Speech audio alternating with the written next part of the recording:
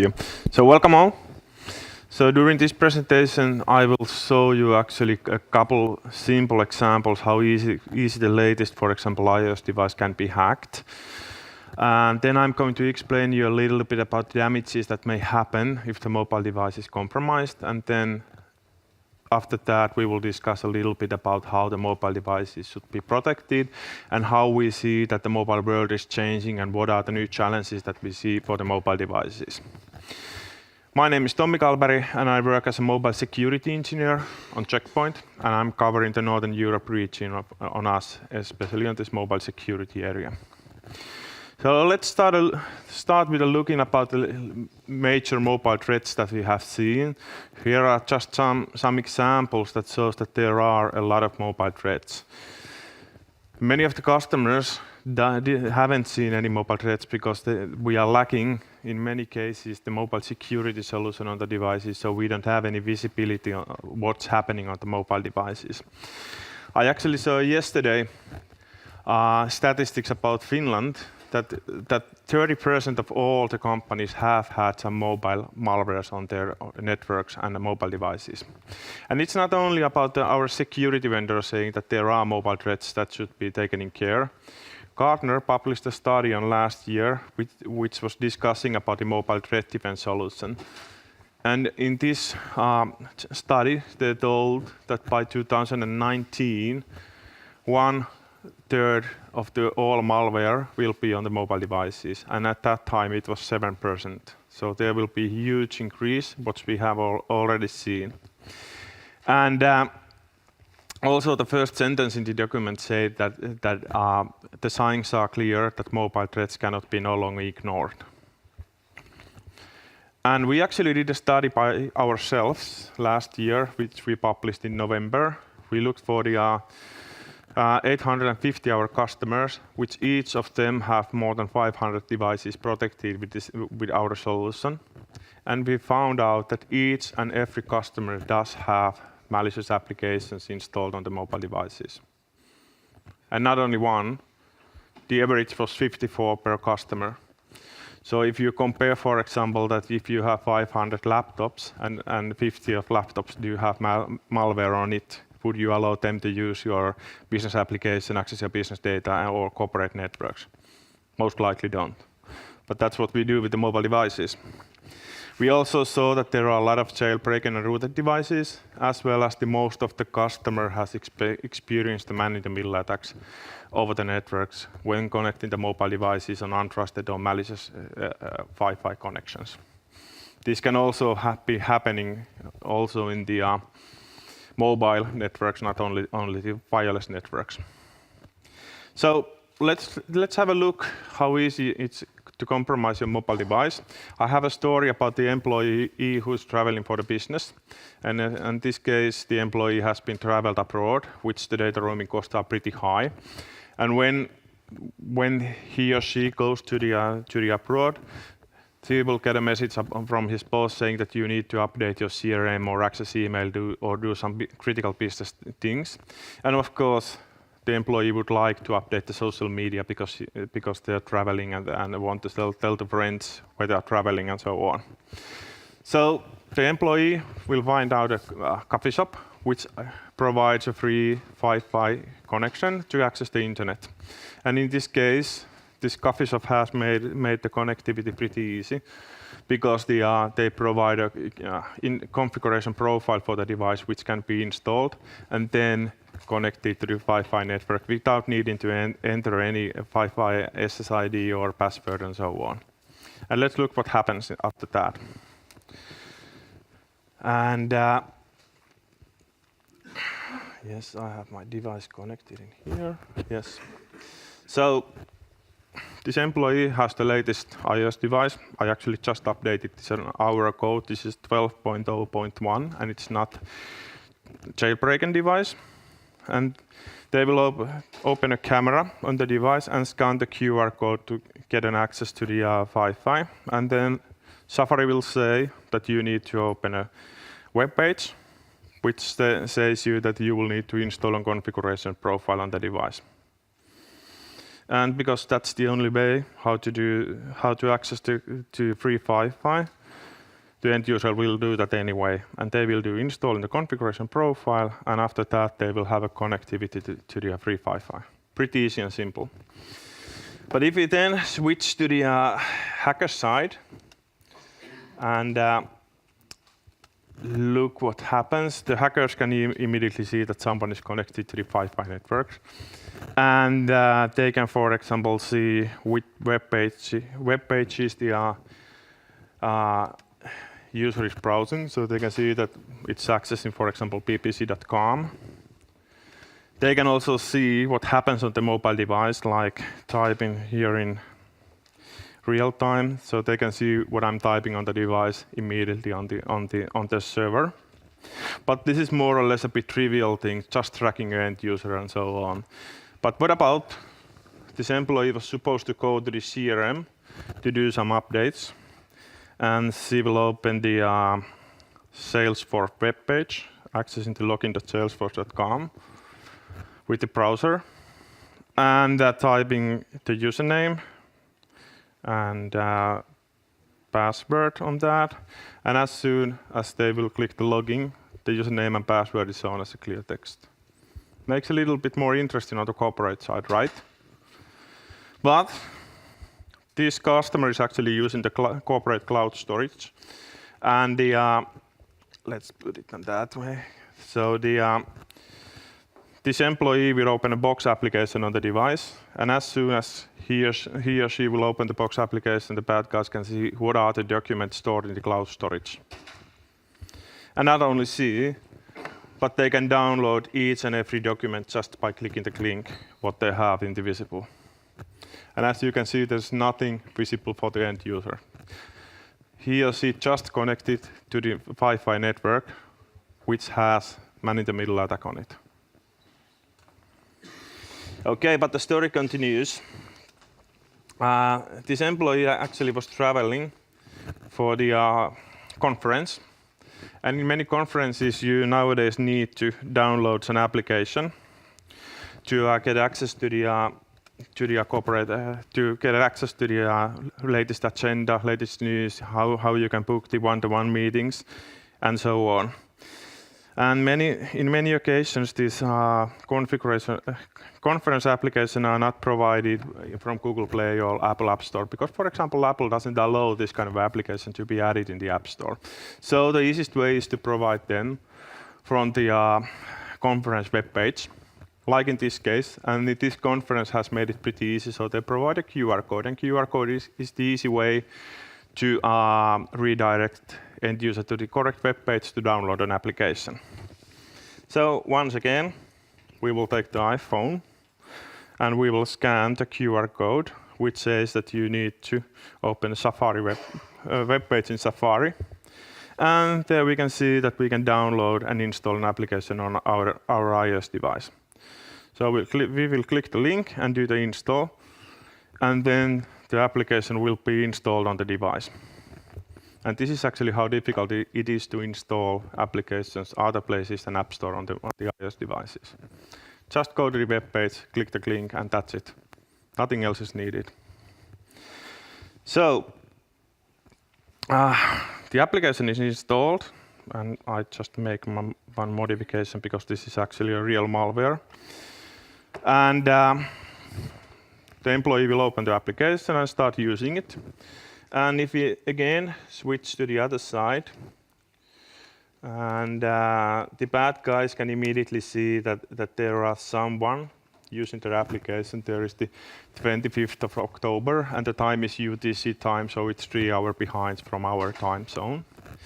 And they can see what kind of a device the end user has, and they of course want to see what they can find out from the device. And what they do is that they can gather data from the device. And in this case, they are just gathering the contacts. This is my demo device. It has only my phone number on it. They can see where the user actually is at this point, and they will get a link for the Google Map location. We can see if that's correct. So it's pretty much the place where we are. And also, They can see all the details of the mobile device. Like you can see, I have the latest iOS operating system installed, and the device is not jailbroken. And if they would like to do some really targeted attack or sophisticated attack against my company, they could see all the needed details, which kind of vulnerabilities they need to utilize, or which kind of attack methods they need to utilize when they know all the fingerprints of my device. And also they can fetch any other information from the device. In this case, they wanted to see the calendar entries what I have on my device. And they saw that there is actually an important meeting in the HQ, which says that it's a board meeting. They most likely would like to hear what's happening in the meeting. So they can turn on the microphone and listen what else is told during the meeting around the phone. And that's what I actually did. So I received the file about recording from the device. And what they do is that they can gather data from the device. And in this case, they are just gathering the... So that's what basically the example of that. And as you saw, there was nothing visible on the end user device when he or she was using the application on the iOS device. Okay. And think about, if you go to the meeting, how many of you have these devices on the table in front of you? I would say at least 90% of all of you. So the eavesdropping of the meeting is pretty easy now, because we don't need to go and put some microphone on the meeting room, but we are all carrying those devices with us. So these were just two simple examples how easy it's to compromise the mobile device. If I would have much more money and I would have much more interest, I could do much more sophisticated things as well. But these are the things that happens daily basis. The end users tend to install an application on the devices. They tend to join the devices on the Wi-Fi networks. So those could be a real life examples. So if you think about then how we actually can attack for the mobile devices, we usually see the three different attack vectors, which are one of those other applications. If you think about iOS devices, and if you think about that we are using only applications in the Apple App Store, we can be pretty safe because the Apple has pretty tight controls how to get an application in the Apple App Store. But we know, and as we saw, it's pretty easy and simple to install also the application on the iOS devices other than App Store. And the use of third-party app stores like To-Do app and other ones is increasing a lot. The biggest Apple third-party app store has about 40 or 50 million end users, and they have hundreds of thousands of applications on that. And for those security controls, we don't know nothing. If you are using the Google Android devices, we found every week malicious applications in Google Play. And the reason is that the Google uses the Google Play Protect for checking the application security before they are putting it in the Google Play. And the Google Play Protect had an honor to be the first antivirus solution in the antivirus-test.org testing that didn't get any points. And that's what the Google is relying when they are publishing the application in the Google Play. The other thing is the network attacks, or the attacks which comes outside of the device. We saw an example of the man-in-the-middle attack, which is a pretty common way to compromise the mobile device and fetch the sensitive data on it. And it doesn't need to be the malicious Wi-Fi, but as we all know, there are vulnerabilities in current Wi-Fi standards. So if you can you can basically crack any Wi-Fi network currently and do the man-in-the-middle attack also in the safe Wi-Fi, although the Wi-Fi would be otherwise had a good reputation. I will touch a little bit about malicious links and URL phishing links a little bit later on this presentation, and as well as SMS phishing. But for example, we know that most of the Android devices can be compromised with the Bluetooth connection without pairing the devices. There are vulnerabilities like called Blueburn, which can be used for compromising the Android devices. And of course, there are a lot of attacks that can happen also in the telecom network without installing anything on the applications like the SS7. And the third one is the vulnerabilities on the device itself, operating system itself, and the malicious configuration that the device can have. We usually tend to forget that these devices actually are the same kind of devices like these traditional endpoints are. This has the hardware, and this do have the operating system, and both are vulnerable. Last year, they found about 365 new vulnerabilities on the iOS operating system. So basically, each and every day was found new way to compromise the iOS device, which is considered as a safe device. And of course, same happens for the Android as well.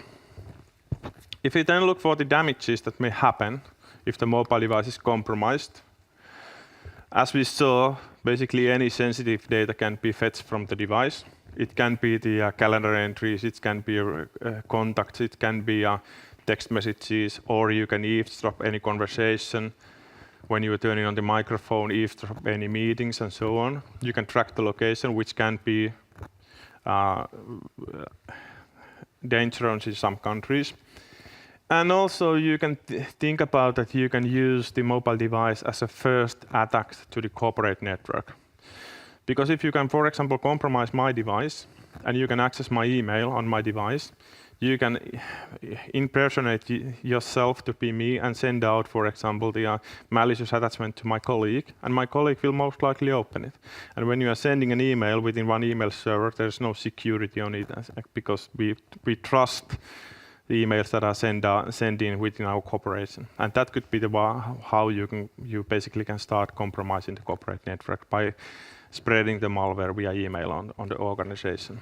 Or you could, for example, send out an email to the service desk saying that I forget my credentials, and most likely they will reply to you because the email comes actually from your email box. And then you could access, for example, some other corporate resources.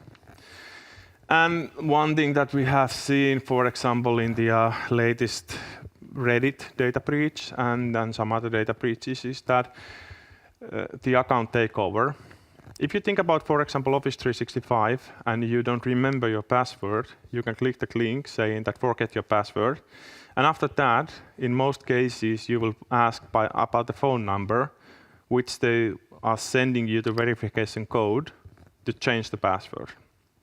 And it's pretty easy even because they are telling you the first 4 last digits that try to please find this phone number, which we are going to send you the verification code. And the phone number is pretty easy to find out. We all have it in LinkedIn, we have business cards and so on. So in that case, if the bad guys can basically steal your SMS message with the attack in the telecom network or with the malicious component on the mobile device, they can get the verification code and they can change the password and access your corporate credentials and even take over, for example, the whole Azure environment. And that's what we have seen. So there are a lot of different ways how the mobile device can be used for breaching the corporate network or services. So if we then look how we should protect the mobile devices, I'm talking here about Checkpoint SandBlast Mobile, which we know that is the leading threat defense solutions to preventing any advanced cyber attacks. So we are basically providing a protection all and each of the different attack vectors that we just discussed. And how our solution actually then works. We do have a small lightweight application installed on the devices, which are Android and iOS devices. And what the application does on the device, it does the on-device protection and prevention. So it does, it will check all the network connections that we have. It will check if there are any Bluetooth vulnerabilities that are trying to be exploited. They will check all the links that the end user will click on the device to see if those links are going to the malicious site or phishing sites. And also looking for the device configuration, fingerprints, operating system vulnerabilities, and so on. And in addition to that, the app itself is collecting list of the applications that are installed on the device, which means that metadata of the application like hash, package name, and certificates, and so on. And those are sent out to the cloud for the analysis, because analyzing the application is real heavy processing, and it cannot be done on the mobile device. And in our cloud, which is in EU, we do have a lot of different engines and techniques how we analyze the applications. We do behavioral analysis, so we can see how the application actually behaves when it's installed on the mobile device and running on the mobile device. We will use the code flow analysis, so we will analyze whole code to see what are the capabilities of the application, what it could be doing, and there are a lot of other things that we are doing on the cloud. Based on that, we actually find out if the application is malicious or not. And we do the application analysis only when we see the application first time in any of the devices that we have protected. And the third component is the dashboard, which can be used for seeing what is the status of the protected mobile devices, what is the risk level of the mobile devices, and also what are the latest threats that we have seen on the mobile devices. And behind the scene, since we are the checkpoint, we are utilizing our shared threat intelligence database, which we utilize throughout our ecosystem. So we will get every day feedbacks from 100 million gateways and endpoints, constantly feeding new threat information to the cloud. As an example, we analyzed 1 billion new files each day. We found about 25 million new malicious files globally every day. We see 100 billion URL requests for each day, and so on and so on. So it just explains how much we do have threat intelligence that we can use also for protecting the mobile devices. And this differs us, for example, some vendors that are only focused for the mobile security. We have a lot better visibility what's happening out there. But still, that is something that has been in the past, but we know that the mobile world is changing. Nowadays, most of the web traffic is coming from the mobile devices. In the beginning of this year, the number was 63% of all the traffic was coming from the mobile devices. We also see that we should be preventing all the malicious activity on the mobile devices like we doing on the network and like we doing on the endpoints, because if we do only detection, there will be a time between the detection and the mitigation, and that will basically breach your corporate data. And as we saw, the data filtration is pretty easy to do on the mobile devices. We are man-in-the-middle attack or malicious applications and so on, so we should prevent any data leakage. As well as, based on Verizon data breach report, we know that most of the cyber attacks will start with the phishing campaign. It's 90%. And many of the customers would like to extend the corporate policies for the mobile devices because they are seeing those new endpoints as the same like the old endpoints, and they should have the same way to protect those as well. So we introduced time back our new SandBlast Mobile 3.0, which has a new unique way for protecting the mobile devices. So we do on-device network protection, which means that all the things that I'm explaining on the next few slides, we are doing on the device without tunneling the traffic to cloud and doing any filtering in the cloud. So we provided actually 5 new features, which is the protection for any phishing sites. As we know, most of the cyber attacks will start with a phishing campaign. And if you think about what are the ways to get a phishing link on the laptop, it's basically a corporate email, nothing else than that. But on the mobile devices, because it's a communication device, we are using a lot of different channels to communicate it with. We have a corporate email, we have private email, we have social media application, we have SMS messages and so on. So that's why the bad guys are focusing more and more for doing the phishing with the mobile devices. And the other reason for that is that the end user tends to click all the links immediately on the mobile devices. But if you receive a phishing link on the email, you most likely will read the email and consider if that's something that you will click or not. So in any application where the end user will click on the device, we will analyze the link, and if the link is going to the phishing site, we will prevent accessing that site and giving the end user information that your access is blocked. Same goes also with the browsing for the malicious web pages. It doesn't matter which browser the end user is using on the device and accessing any web page, we can provide the same protection for that as well, preventing the end user accessing any malicious web page. Some vendors provide you a secure browser on the mobile device and say use that, and then you are safe, but we know that the end user won't never do that. They will always use the browser that they are used to use. The third thing that we added is conditional access, which means that if the device gets compromised, if it's in the malicious network or if has the malicious application installed, we can immediately prevent access for any corporate application, any corporate resources with the mobile device to make sure that your corporate assets will be saved. And the fourth one is that we know that most of the mobile malware is also the bot client, like we have on the endpoint. So it requires a communication channel to the CNC server. And they are calling home asking if they need to provide some information, if they need to download any payload for the mobile devices or new malicious application on the mobile device. So that's why we are able also to block any communication to any CNC server for any application on the mobile device, which basically will prevent any damage happen on the device in that case. And the last one that we added is the URL filtering. Because we are using the URL filtering also on the endpoints and the network level, we should use the same way to protect the mobile devices, especially the corporate-owned mobile devices. And privacy especially is pretty important. We don't have any personal identifiable information in our logs. We are basically bring your own device compliant because we do not require any MDM integration together with it. Of course, we do integration with most of the MDMs.